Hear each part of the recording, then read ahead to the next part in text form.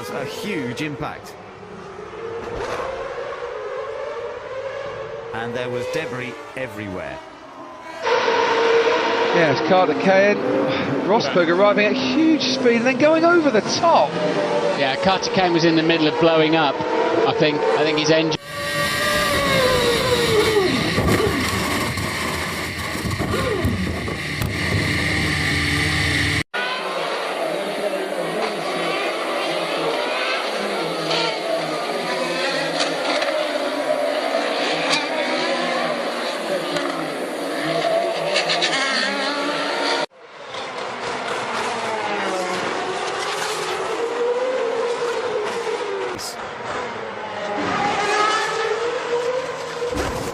Chaos when Chilton hit Maldonado. The Williams was out on the spot, and the runaway barrier caused a lot of damage to teammate Bianchi's car, who was just behind. Near the halfway mark had the potential to be a game changer.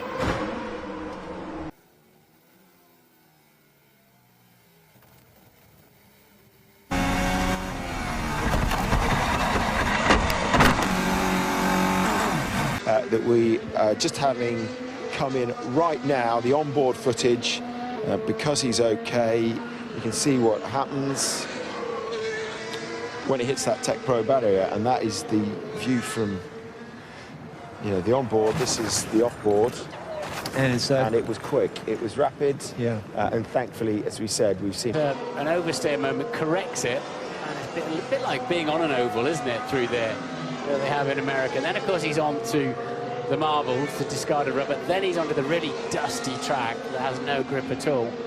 And the deceleration, though, he sort of plucked the car in, as those can quite often do. And his head was like a punch ball inside the car, wasn't it? The hands device and the headrest do. Yes, he took too much curb. Yeah. And Nico Rosberg did exactly the same thing yesterday. So he's kind of taken the dry line, but you shouldn't be on that line in the wet. Yeah. And, well, for the second consecutive race, he's been testing out those TechPro barriers, hasn't he? Hasn't he just? Rotate, as they call it. It's not going to be him. Is it going to be him again? It is him again. That's, I think, the... Oh, he's ran again. He gets another... I'm out! Acute than in qualifying. Max Verstappen found out the hard...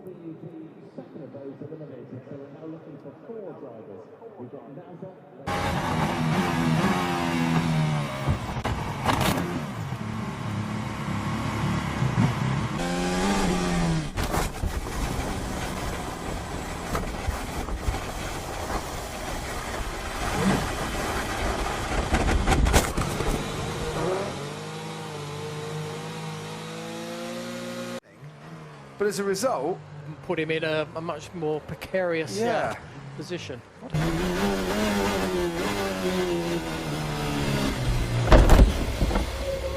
Ocon. I think Raikkonen deserves a bit more space in that, to be honest, looking at back at race control, but yeah, I think they'll see that as a racing in. The Q2, this is what happened to Robert Kubica.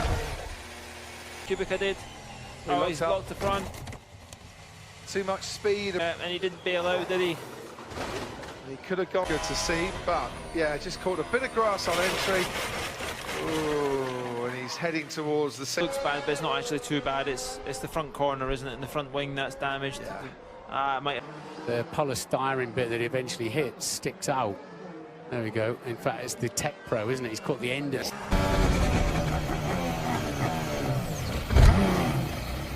Yeah, that's two. Yeah, just very late in how he's lost the rear. Yeah, so actually sideways in. Yeah, and I would be worried if I was Carlos Sainz about my gearbox there. I think he's carried a bit too much speed through the course. 21 and 22, and rear's gone quite early on there, isn't it? That is the worst. Yeah, it's very like Charles Leclerc, isn't it? And the back end stepped out on the way.